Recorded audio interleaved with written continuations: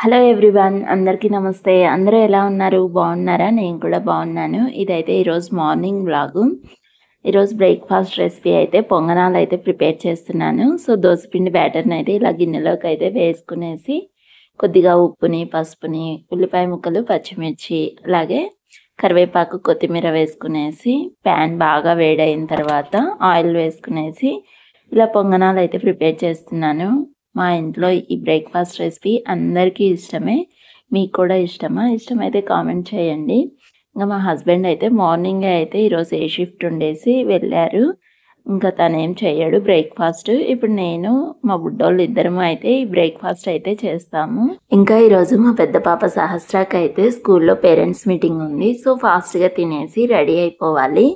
ఇంకా మా సహస్రాన్ని అయితే అప్పటికే రెడీ చేసేసాను. ఇక నేను కూడా ఈ బ్రేక్‌ఫాస్ట్ చేసిన తర్వాత రెడీ అయ్యి స్కూల్‌కి అయితే వెళ్తున్నాను. ఇక మా సహస్రాకి ఎల్‌కేజీలో ఇదే లాస్ట్ పేరెంట్స్ మీటింగ్. ఇక రేపటి నుంచి అయితే సమ్మర్ హాలిడేస్ అయితే ఇస్తున్నారు.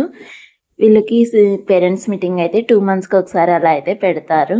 మా సహస్రాన్ని స్కూల్‌లో జాయిన్ చేసినప్పటి నుంచి ఇప్పుడు ఎల్‌కేజీ వరకు జరిగిన పేరెంట్స్ మీటింగ్ అన్నిటికీ నేనే అయితే అటెండ్ అయ్యాను. మా హస్బెండ్ అయితే ఒక్కసారి కూడా అటెండ్ అవ్వలేదు. ఈసారి ఖచ్చితంగా మా హస్బెండ్‌నే పంపిద్దాం అనుకున్నాను. బట్ కానీ ఆఫీస్‌లో అర్జెంట్ వర్క్ ఉందని తనైతే వెళ్ళలేదు. నేనే వెళ్ళాను. ఇంకా ఇక్కడైతే మా సహస్రాకి టీచర్స్‌కి ఇవ్వమనేసి చాక్లెట్స్ అయితే కొనిచ్చాను. స్కూల్ నుంచి వచ్చేటప్పుడు అయితే వాళ్ళు ఇయర్ దిగిన ఫోటోని, అలాగే ప్రోగ్రెస్ రిపోర్ట్‌ని, ఇంకా బుక్స్‌ని అన్నిటిని అయితే పంపించారు.